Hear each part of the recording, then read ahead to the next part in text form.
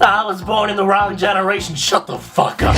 Primal, Castlevania and Castlevania Nocturne, Scott Pilgrim Takes Off, South Park, Invincible, and the focus of today's video, Common Side Effects and King of the Hill Season 14. All truly great shows within the last decade that truly showcased how just experimental, visually striking, culturally relevant, and goddamn hilarious adult animation has become. And yet, just like the jaded horror viewers that only think good horror was in the 80s, forgetting that absolute bangers like Sinner, Weapons, Together, The Substance, Terrifier, and other genre-defining horror films exist, people in the adult animation sphere like to dishonestly and cynically say adult animation is dead. It's something you hear a lot these days. Maybe you're doom scrolling through Adult Swim's comment sections on a new show, or wandered into the cesspit that was the Fixed 2025 comment section, which interpreted this trailer as some kind of attack on mature adult animation, when in reality it was just a silly side project of Gendy before Primal Season 3 and various other adult animated series to come on Adult Swim. But with that reactionary sentiment floating around, you might be surprised to learn we're actually living in one of the best times for adult animation. You wouldn't know it if you only looked at those doom and gloom comments, or you'd think Big Mouth was renewed for another 50 seasons, and the only things getting animated were violence and movies and sex on TV. And sure, my channel's niche often involves dunking on the bizarre creative choices of people like Vivziepop and now Gendy Tartakovsky with his magnum opus, Fixed.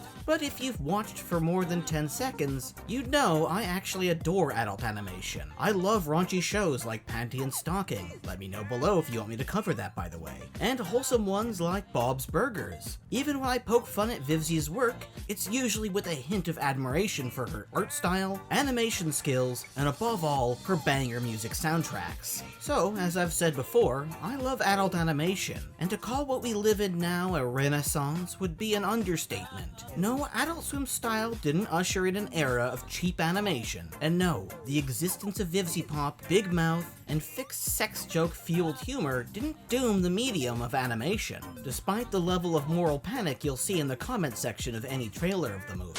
Just a quick reminder to like the video and drop a comment on what you think of the current state of adult animation. It greatly helps push my videos to the algorithm, and it means a lot to me. But to get straight to it, my thumbnail probably gave away two of the best examples of this new golden age: Hulu's King of the Hill revival and Adult Swim's Common Side Effects, which, thank God, has been confirmed for a second season. It cannot be overstated how much of a genius Mike Judge is, having had a hand in the creation of both shows. And this can't be stressed enough with the King of the Hill revival, as how often do legacy series return without being greatly diminished in quality? Ben 10, The Proud Family, The Powerpuff Girls, or hell, that 90s show which managed to be an absolute disgrace to 90s kids everywhere. Girl. Hey boy. Man.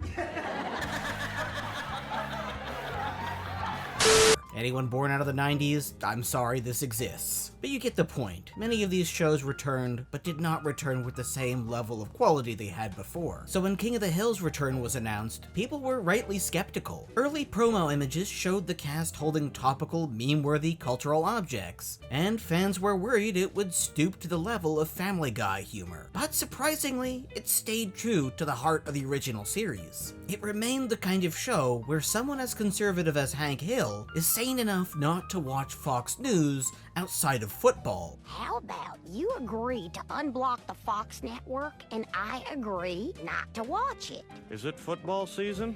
No. Then it's blocked. And someone as conspiracy brain rotten as Dale. The trick is to keep them from reading your thoughts. I wear a hat and try to remain thoughtless at all times. Can run for mayor, win, and then within hours reject the position because realistically, who would actually let him run? The writers didn't settle for easy jokes at the expense of the original show's tone and writing. Think the Napoleon Dynamite animated series that came out years after the film. Oh god, who actually remembers that? Well, they completely changed the comedy stylings to suit cartoons of the time, namely visual gag heavy Family Guy, when the original movie was successful entirely because of how understated and awkward its humor was. King of the Hill is no different, and it's exactly why its animation style was strictly kept realistic. to the point where they even had various rules that animators couldn't break. Also, quick side note, screw this guy for calling King of the Hill style ugly. King of the Hill will come out with their own animation style / art style, which ends up looking 10 times more fucking uglier than Family Guy. Shut the fuck up! While doing research on the video, I found it, and I don't know how to fit it in, but fuck you, it's not ugly. Come on, get out of here. They weave the characters' personalities into a believable modern world we're all used to, where the jokes practically write themselves. Instead of taking the classic Simpsons route in its later seasons, flanderizing characters for cheap laughs at the expense of real growth, King of the Hill stayed true to its roots. It remained an often understated, yet consistently hilarious slice-of-life show, usually with a thoughtful moral often relevant to our times to wrap things up at an episode's end. And in terms of thoughtful character writing, and not totally flanderizing a character based on a previous trait from an older season, there is no better example of that than the aged-up Bobby Hill. Bobby, while often portrayed in the original series as flamboyant, often leaving Hank to say, 6 a.m. and already the boy ain't right. was aged up perfectly. As Mike Judge put it, realistically, he kept Hank's work ethic as a chef. Instead of something over the top like going to Broadway or becoming 100 times more flamboyant, he remained the showy guy he was, just aged up to a realistic degree, as King of the Hill was always a show about subtlety in its humor. Since at the end of the day, Bobby Hill is simply built different, and some might even say, built better. He was a ladies' man. King of the Hill's cultural satire has remained sharp, sincere, and it even nails the time jump trope, proving once and for all that King of the Hill is the best anime. Do you accept the accusations that King of the Hill is an anime? Sure, why not? I don't see the downside. And I like a lot of animation. Yeah. And while Common Side Effects isn't entirely Mike Judge's project, you can still feel his fingerprints on it. Get yours! It's Francis time. You just lost your mom. Treat yourself. Oh my god, I'm so sorry. Where many adult animated shows exist purely for shock value or cheap Family Guy-styled gags, Common Side Effects sidesteps that entirely. It's a high-quality drama thriller, almost like Breaking Bad, that skewers the hypocrisies of every political belief, philosophy, and conspiracy theory. Its comedy is never trying to be in your face, aside from the admittedly hilarious name gag in the first episode, but much like King of the Hill, the humor is mostly situational, dry, and rooted in sincerity.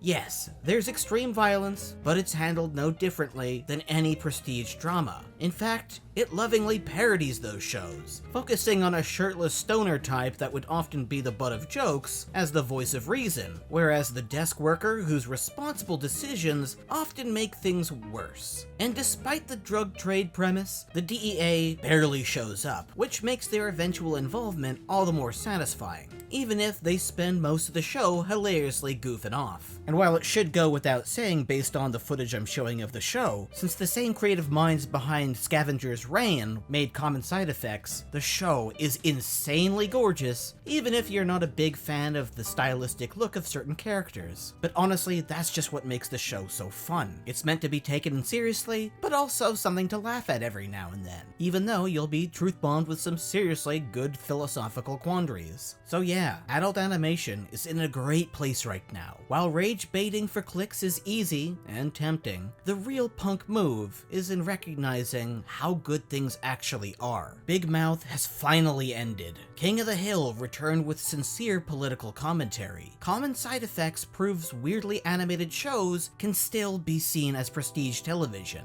Smiling Friends, with 3 seasons confirmed, shows Hollywood is willing to give small creators the freedom to go wild. Primal, despite its flawed finale in the last season, proves audiences can embrace visceral, dialogue-free experiences. And that's just barely scratching the surface. There are so many more examples proving one thing: no, adult animation is not dead. That's all for now, guys. Thanks for watching, and I'll see you next week.